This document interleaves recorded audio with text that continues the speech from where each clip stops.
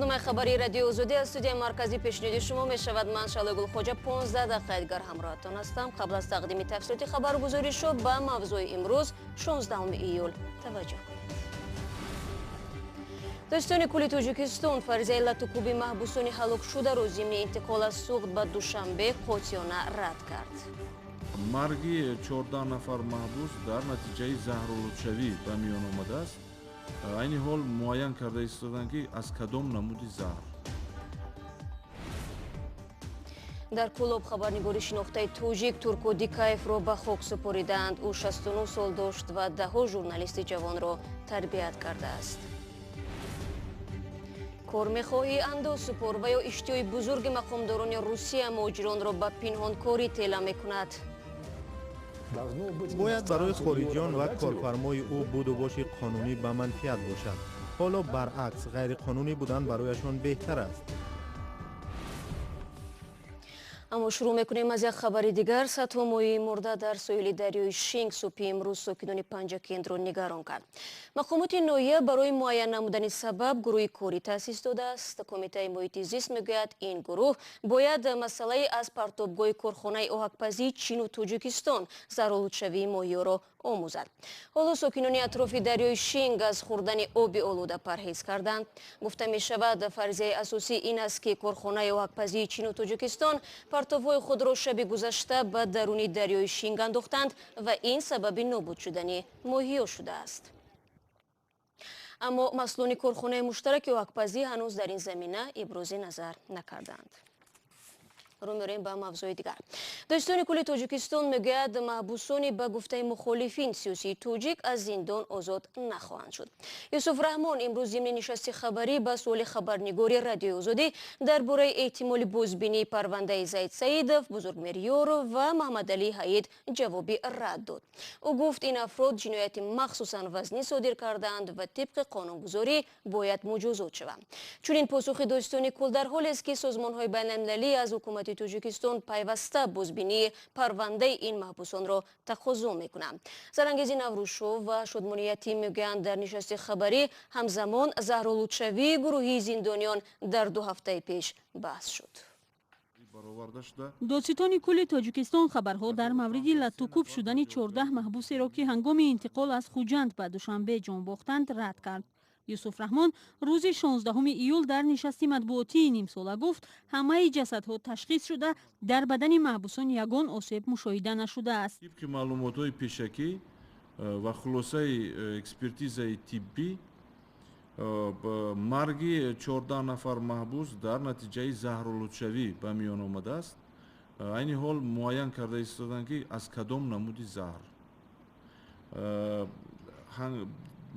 мувофиқи маводҳои парвандаи ҷиноятӣ оно нон хлебро истеъмол кардаанд.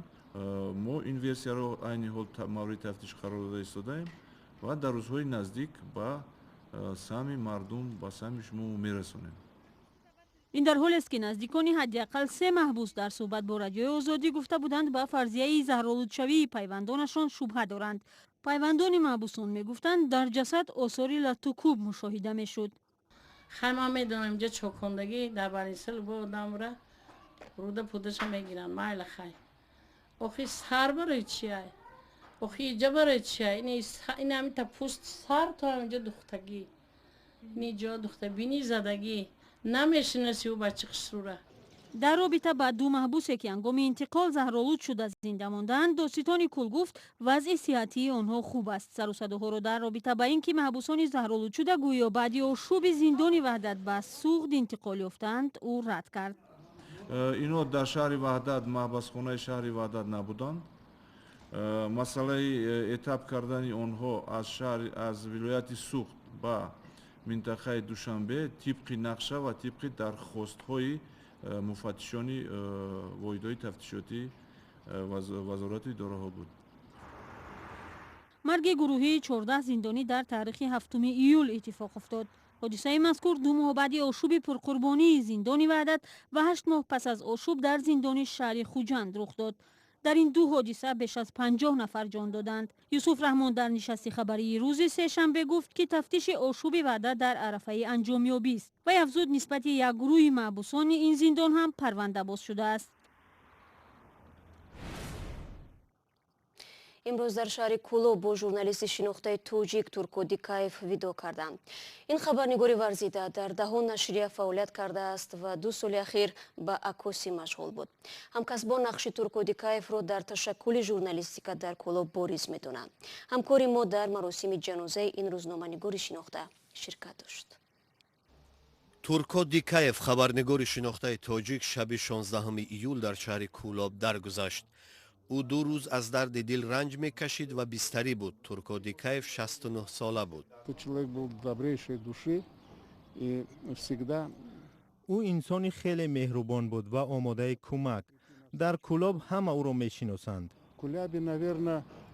Мало найдется людей, которые его не знают. От мала до самых там глубоких стариков.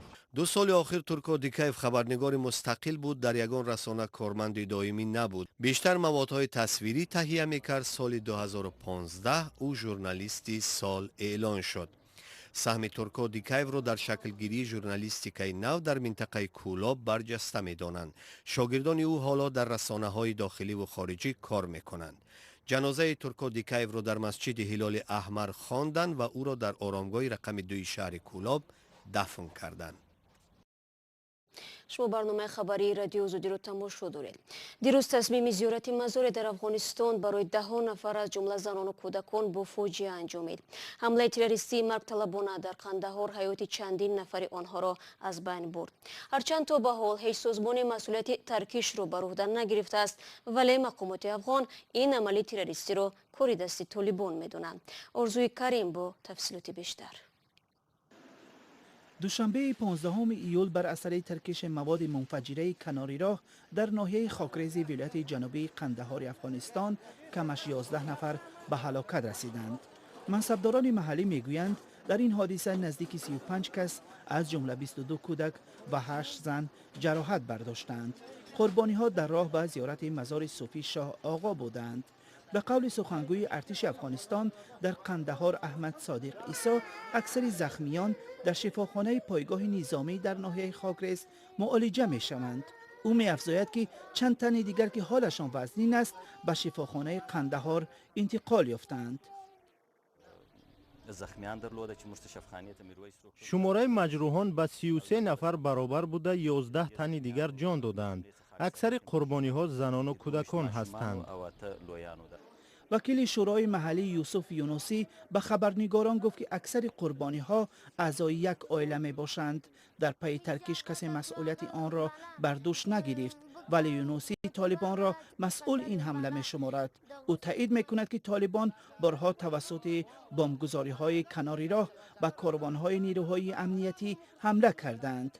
بر پایه اطلاع سازمان ملل متحد بر اثر ترکش های شبیه انفجار روز دوشنبه در افغانستان در 3 ماه اول سال روان 53 نفر ملکی به هلاکت رسیده، 269 نفر دیگر زخم برداشتند.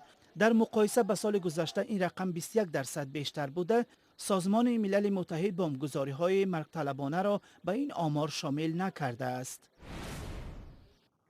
بینندگان عزیز، اگر شما میخواهید که در برنامه خبری سهم بگیرید، پس ما منتظر همکاریتان هستیم. خبر، عکس و یا نواری ثبت کرده تون را میتوانید طریق وایبر و واتساپ با رقم 420 724 056 681 در اختیار رادیو آزادی گذارید. این رقم تنها برای قبول مواد است و یک اعلان دیگر هم داریم با آنهایی که دههای خود را دوست می‌دارند و می‌خواهند آن را به جهانیان نمایش بدهند. رادیو آزادی آزمون راه اندازی و برای نوارهای بهترین 3 جایزه نیز مقرر کرده است. طلبات اساسی این است که نوار باید 1 دقیقه باشد و شما در آن درباره دهه خود معلومات بدهید. در برابر فرستادن نوار، نوشتن نام و نسب و رقم تلفنتان را نیز بینندگان عزیز فراموش نکنید. آزمون تا 1 سپتامبر امسال ادامه میکند. بشتابید. вазирати корҳои дохилии Русия пешниҳод дорад ки барои муҳоҷирон андози нав ҷорӣ шавад. Ин афғони хориҷиёнро дар мадди назар дорад ки санади иҷозати иқомати муваққатӣ ва ё иҷозаи муваққатро доранд. муҳоҷирон ва ҳуқуқшиносон мегӯянд дар сурати тасдиқи ин пешниҳод буду боши бе ин ҳам мушкили онҳо дар Русия вазнинтар мешавад. ҳамкорони мо аз настоящи время дар ин бора гузорише омода карданд ки дар тақдими тоири сафар якҷоя тамошо мекунем. зафар дар русия бо патент кор мекунад, аммо мисли дигар муҳоҷирон мехоҳад ҳаққи иқомати муваққатӣ ё худ РВП ба даст биёрад. ин ҳуҷҷат иқомати муҳоҷиронро то андозае дар русия осон мекунад. зафар мегӯяд қаблан чунин иҷозаро дошта, аммо муҳлаташ ба охир расид, зеро он фақат барои 3 сол дода мешавад. феълан зафар аз рӯи патенти корӣ новобаста аз даромад маҷбур аст ҳар моҳ ба давлат 5000 рубл супорад. бар илова кордеи аз маошаш пули андоз ва нафақаро месупорад. По РВП и вид на жительство работать удобнее будет. бо иҷозати иқомати муваққатӣ кор кардан роҳаттар аст. ҳатто агар муҳоҷир ба ватанаш биравад, он ҷо низ дарди сараш камтар хоҳад буд. агар ҷои кори худ доштан мехоҳӣ, иҷозати иқомати муваққатӣ талаб мекунанд ё иҷозаи иқоматро. ҳарчанд мо бояд бо патент кор кунем, аммо вақте ба корфармо мегӯӣ ки патент дорӣ, бо ҳар баҳона ба кор қабул намекунад. Они уже что-нибудь такое придумают, да? вазорати корҳои дохилии русия мегӯяд аксари муҳоҷирон дар фикри доштан ё соҳиби ҳаққи иқомат ҳастанд ё иҷозаи муваққатии иқомат доранд. онҳо ин санадро барои он мегиранд ки ҳар моҳ пули патент насупоранд ва бо ҷомеаи русия ҳамоиш наёбанд. нашрияи русии коммерсант менависад, аз ин рӯ вазорати корҳои дохилӣ мехоҳад барои дорандагони чунин санадҳо андози иловагӣ таъин шавад. андози иловагӣ ба мисли пардохти ҳармоҳаи муҳоҷироне хоҳад буд ки патент доранд. дар ҳамин ҳол ҳомиёни ҳуқуқи муҳоҷирон ин пешниҳодро муваффақ арзёбӣ намекунанд. вазорати корҳои дохилӣ дар тавзеаи ташаббуси худ мегӯяд соҳибони ҳаққи иқомати муваққатӣ имкони истифода аз хадамоти иҷтимоӣ мисли кӯдакистон, таълимгоҳҳо ва доштани бимаи тиббиро фароҳам мекунад. аммо аз чунин ҳуқуқ дорандагони патент низ бархурдоранд. тибқи маълумоти дарёфтӣ, ин навгонӣ ба хориҷиёне дахл дорад ки аз ҷониби шахсони воқеӣ киро мешаванд. аммо ин ҳам ба ақидаи ҳуқуқшиносон иҷрошаванда нест, зеро таҷриба нишон медиҳад шахсони воқеӣ ҳеҷ гоҳ кормандонашонро расман сабти ном намекунанд. ҳукумат бурд мекунад, зеро медонад ки муҳоҷир дар куҷо сабти иқомат шудаву ба чӣ навъи фаъолият машғул аст. аммо агар ин иқдом дар нисбати дорандагони иҷозати муваққати иқомат амалӣ шавад, он гоҳ гирифтани ин санад ки гарон аст ва ба осонӣ даст намедиҳад, барои муҳоҷирон манфиатовар нахоҳад буд. با آنها غیرقانونی زندگی خواهند کرد. мақсади ташаббуси вазорати корҳои дохилӣ амалӣ кардани консепсияи давлатӣ барои солҳои 2019-2025 аст.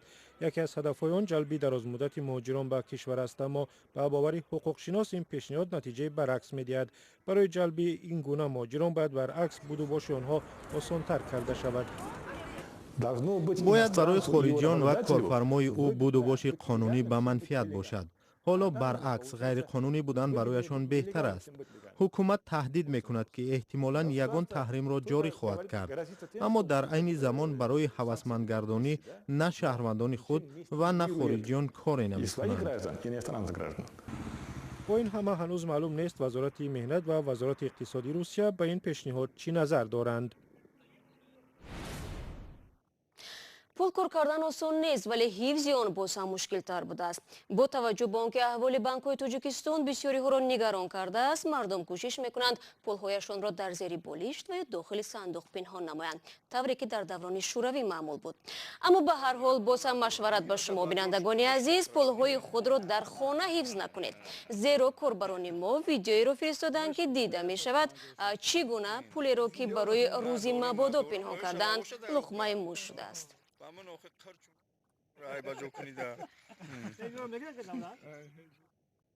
шояд агар муши пулхӯр медонист ки бо ин маблағҳо чӣ мешавад ки як халта орд харид, ин сомониҳоро тӯъмаи худ намекард.